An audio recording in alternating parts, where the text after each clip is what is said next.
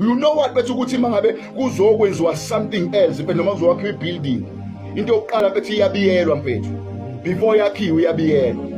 Uyabona bethu ukuthi ukubona abantu bebiyela umhlaba nje kodwa kwenziwa lutho kodwa ubiyelwe mfethu. Uyabona bethu kuyaziwa ukuthi kunento engaphakathi ezokhuma mfethu. Iproblem yethu bethu ukuthi similelwe izinto engaphakathi kuthina kade asizibiyelanga. Iproblem yethu mfethu kukhuma impumelelo kithi kanti impumelelo bethu asibiyelanga ingakakhumi. Lento bethu siqala siyibiyele ingakakhumi mfethu. Ungibona bethu ngihamba mfethu impilo yami omunye angazabuza athi hawu uhade beyini ngoba impila yindawo kade ngibiyela into engaphakathi mfethu. Kunento engaphakathi engisayibiyela. I don't care ukuthi kuphele 5 years ingakhumi kodwa ngizoyibiyela noma ngaphela 5 years ngoba ngiyakholelwa yinto engaphakathi kimi. Uyabona bethu kunalento kunalento kwakuthiwa uGideon mfethu.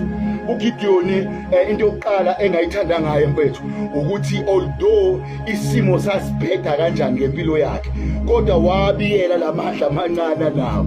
Kodwa uNkulunkulu mayefika ingelosi kaNkulunkulu yafika yazosebenzisa lamandla amancane nawo ngenxa ukuthi abiyelwe. Kunabanye abantu mfethu empilweni hayi ngoba bengaphumeleli. Iproblem abazange bayibiyele impumelelo yabo ingakaveli. Abazange bayibiyele impumelelo yabo ingakamili.